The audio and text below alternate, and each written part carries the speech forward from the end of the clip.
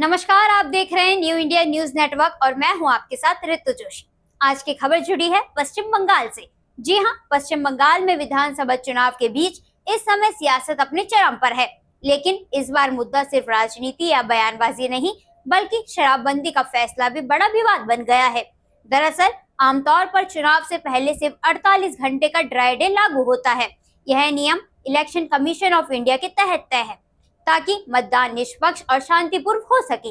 लेकिन इस बार पश्चिम बंगाल में यह अवधि बढ़ाकर 96 घंटे की कर दी गई है, जिसने पूरे मामले को विवादित बना दिया है। राज्य के आबकारी विभाग ने 19 अप्रैल को अचानक आदेश जारी कर दिया, जिसके बाद 20 अप्रैल से ही शराब की दुकानें, बार और पब बंद कर दिए गए, जबकि पहले चरण की वोटिंग 23 अप्रैल को होनी है।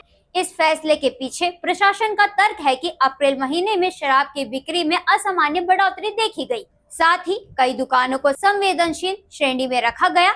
आशंका जताई जा रही है कि शराब का इस्तेमाल मतदाताओं को प्रभावित करने के लिए किया जा सकता है। इसी वजह से सख्ती बढ़ाने का फैसला लिया गया, लेकिन इस आदेश ने नया विवाद खड़ा कर दिया है। राज्य चुनाव आयोग ने साफ कर दिया कि 96 घंटे की पाबंदी का फैसला उनका नहीं है। बंगाल के मुख्य चुनाव अधिकारी ने कहा कि आयोग ने सिर्फ 48 घंटे के नियम का पालन करने की बात कही थी और अब इस फैसले पर आबकारी विभाग से जवाब मांगा जाएगा। यानी सवाल है कि अगर चुनाव आयोग ने आदेश नहीं दिया तो फिर यह फैसला किस आधार पर लिया गया। इस मुद्दे पर राजनीति भी तेज हो गई है। तृणमूल कांग्रेस ने आरोप लगाया कि यह फैसला जरूरत से ज्यादा सख्त है और इससे आम लोगों और कारोबारियों को नुकसान हो रहा है। वहीं बीजेपी का कहना है कि यह कदम जरूरी है ताकि चुनाव के दौरान हिंसा और गड़बड़ियों को रोका जा सके।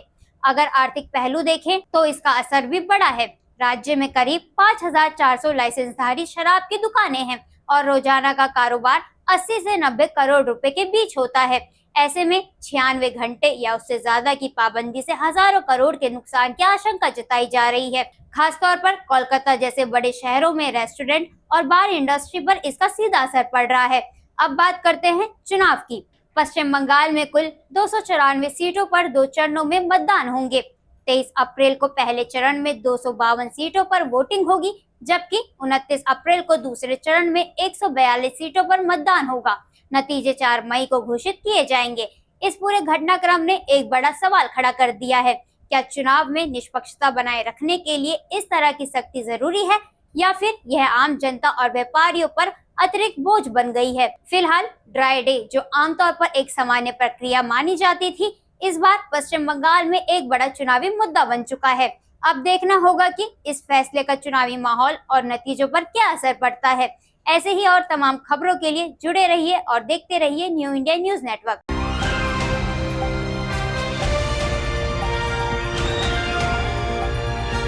दिल्ली, हरियाणा, उत्तर प्रदेश, राजस्थान की हर खबर के साथ देखते रहिए न्यू इंडिया न्यूज नेटवर्क।